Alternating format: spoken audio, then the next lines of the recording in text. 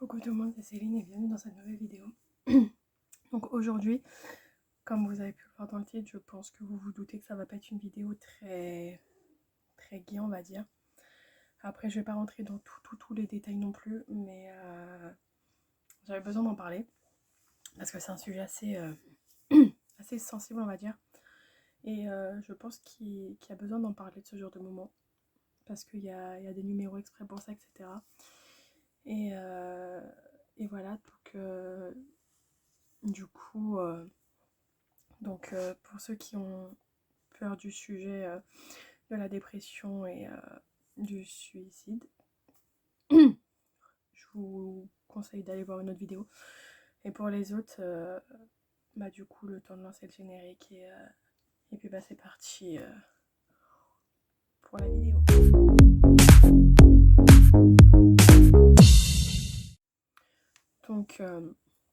Donc du coup, comme vous l'avez compris, j'ai voulu mettre fin à mes jours, tout simplement. Après, c'est pas en mode ouais, j'ai voulu mettre fin à mes jours comme ça hein, pour le kiff ou quoi que ce soit. Hein. C'est parce que j'étais à bout. Donc, pour ceux qui ont vu mes vidéos précédentes, vous savez que déjà pour moi, les périodes des fêtes de fin d'année, c'est une période très très compliquée. Une période que je déteste, qui me met vraiment très très mal. Et du coup, au final, après cette période, en fait, je fais une redescente dans le sens où tout ce que j'ai accumulé, encaissé, en fait, ça relâche une fois que les fêtes sont parties. Sachant qu'en plus, cette année, il y a eu des choses qui se sont enchaînées dans le sens où j'ai eu du stress par rapport à mes parents parce que il y a quelqu'un qui est venu au repas de Noël qui avait le Covid. Du coup, on s'est retrouvés qu'à contact et avec mes parents, on est des personnes à risque. Donc, je voulais pas non plus que mes parents s'arrêtent là, dans cette période-là. J'ai ma nièce qui est comme ma meilleure amie, qui est tout pour moi, qui l'a attrapée. Sachant qu'il y avait un bébé en plus qui avait même pas un mois à ce moment-là. Donc, il y avait aussi le stress par rapport au bébé ou quoi que ce soit.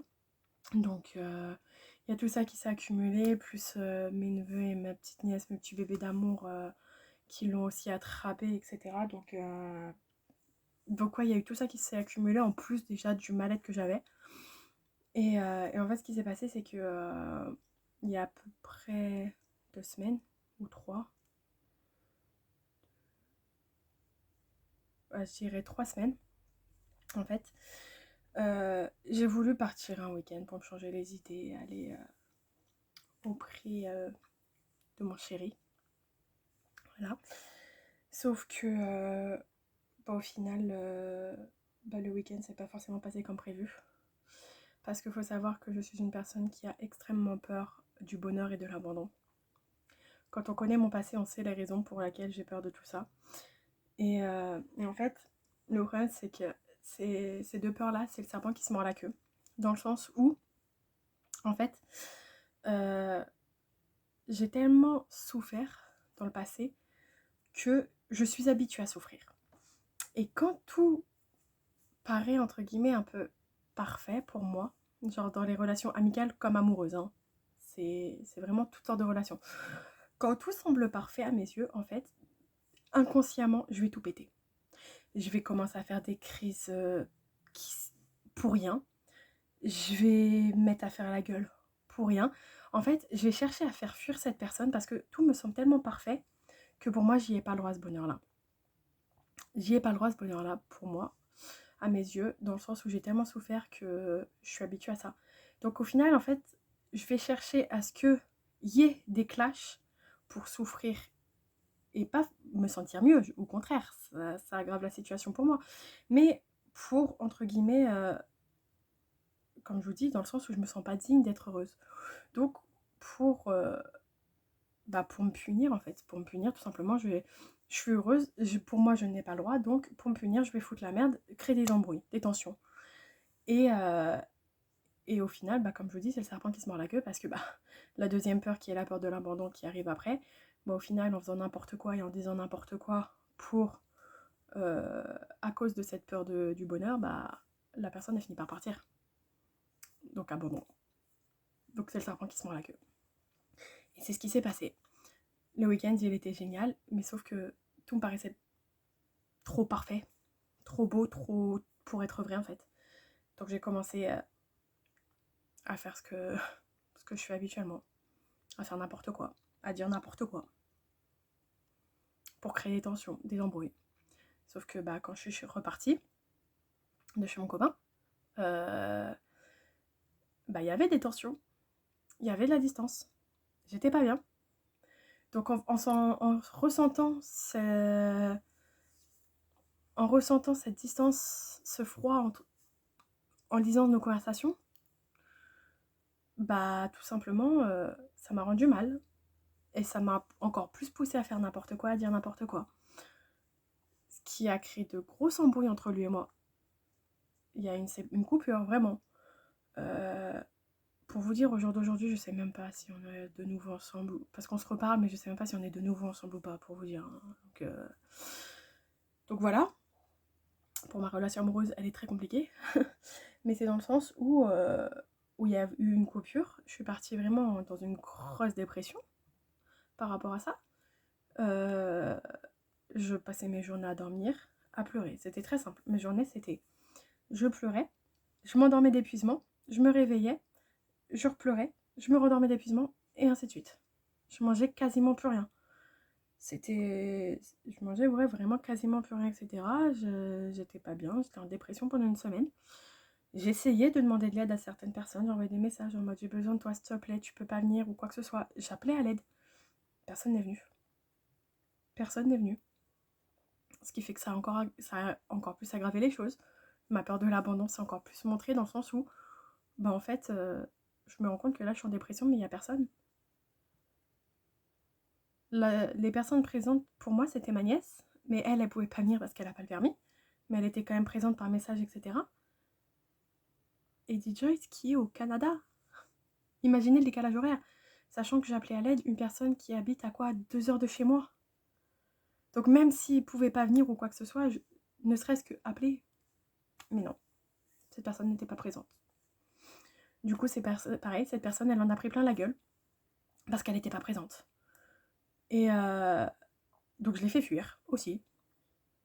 Après ça, je vais vous dire, je suis arrivée à un stade où j'ai tellement l'habitude que ça me fait limite plus rien en fait. Et après coup, bah, je suis partie vraiment... Une fois que lui, je l'avais fait fuir, j'ai vraiment réalisé que j'avais vraiment fait n'importe quoi, mais vraiment. Dans le sens où j'avais perdu tout le monde. Là, tout le monde s'en était pris plein la gueule en fait. J'étais dans une dépression, je demandais de l'aide à tout le monde. Mais les personnes qui pouvaient pas, bah, ils s'en prenaient plein la gueule. Et du coup, ça a fait fuir énormément de gens. Après, en plus, je m'en prenais plein la gueule dans le sens où bah, t'as des gens qui me demandaient de l'aide. Ce genre de personnes, vous savez, qui vous appellent que quand ils ont besoin d'aide. Bah, qu'est-ce que je faisais? Je les envoyais péter, j'étais pas bien. Et on me disait, ouais, tu penses qu'à ta gueule, tu nanani nanana. Alors que ces personnes-là, voilà, j'étais en train de pleurer.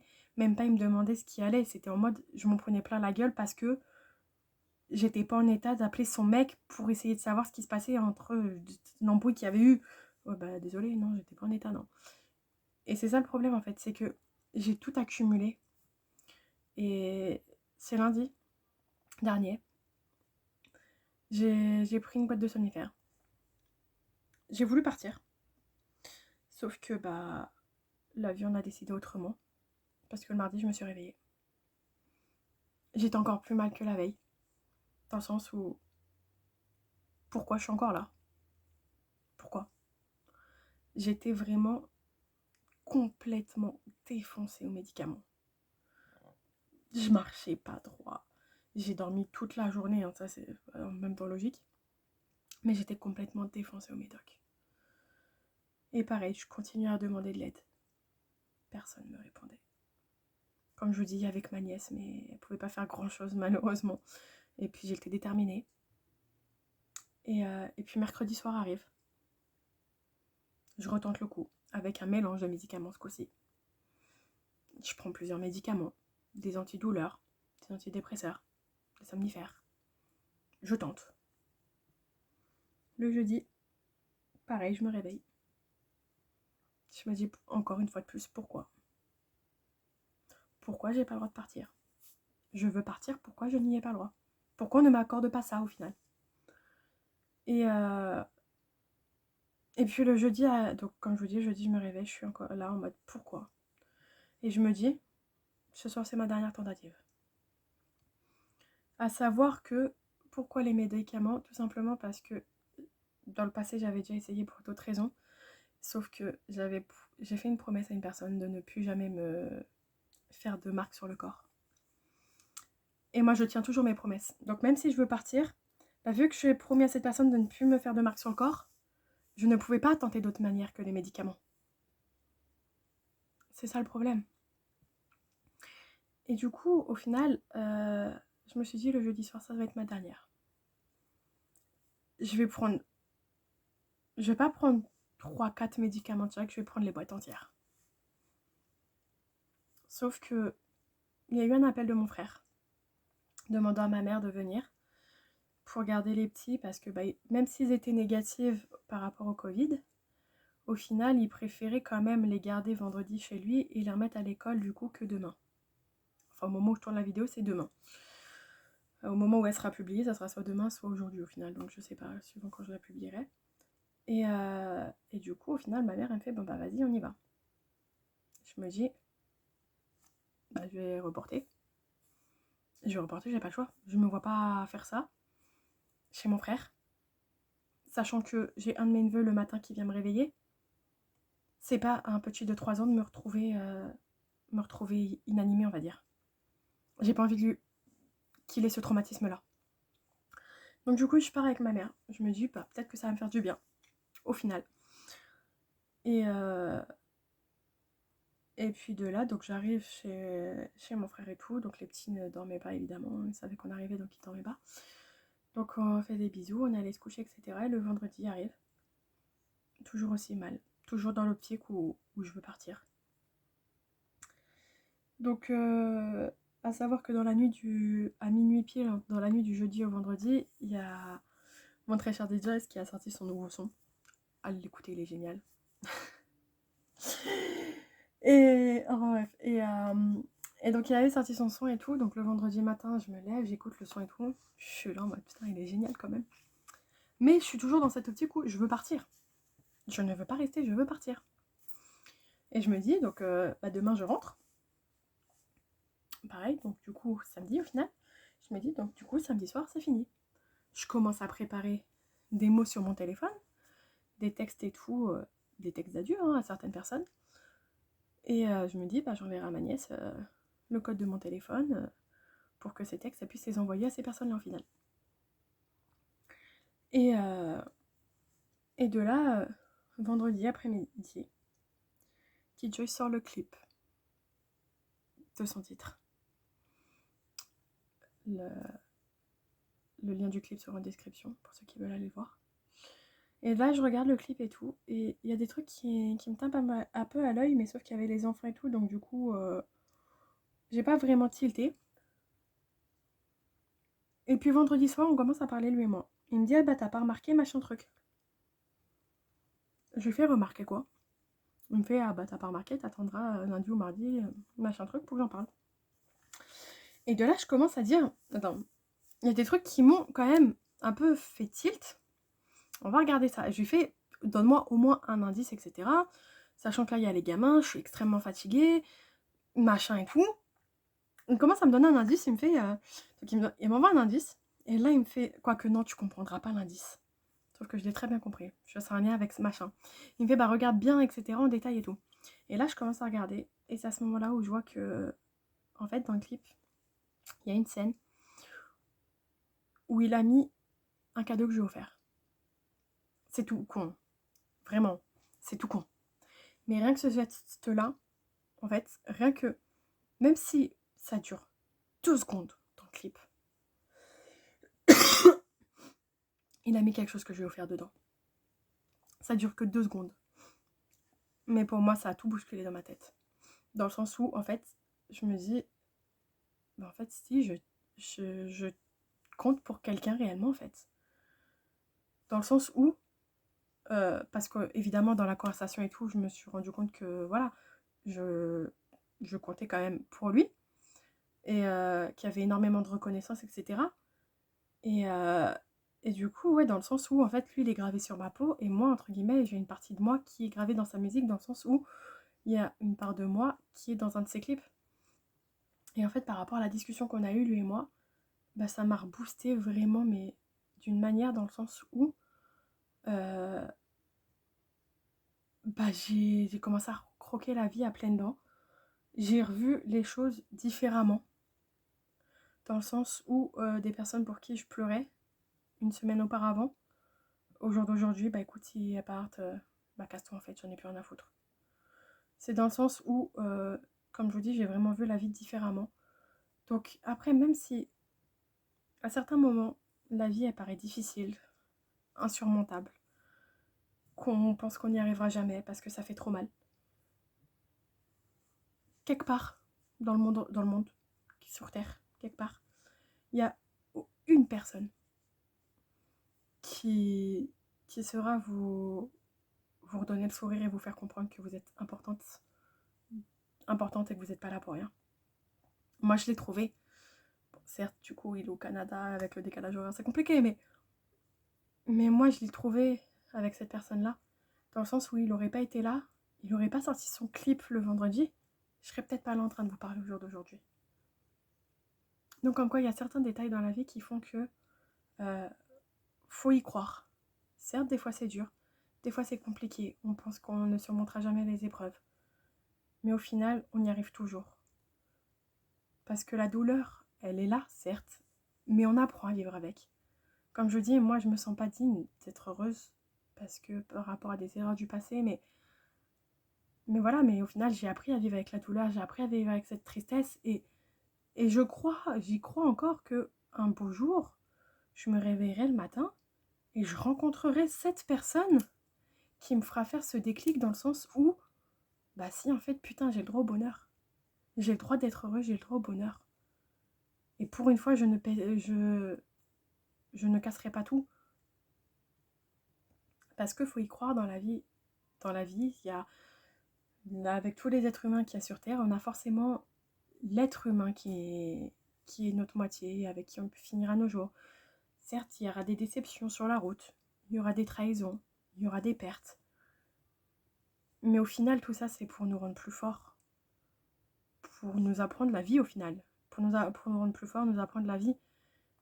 Et c'est avec ce genre de déception et ce genre de tristesse que, justement, par la suite, on saura vivre avec la douleur, on saura apprendre à nos enfants ou quoi que ce soit à, à vivre comme il faut. Parce que des gens qui ne connaissent pas la tristesse, qui ne connaissent pas la douleur, la déception, bah, ces personnes-là, au final, ah putain, leur vie, certes, elle est peut-être belle, hein, mais le jour où ils connaîtront ça, bah, ça risque de faire mal, quoi.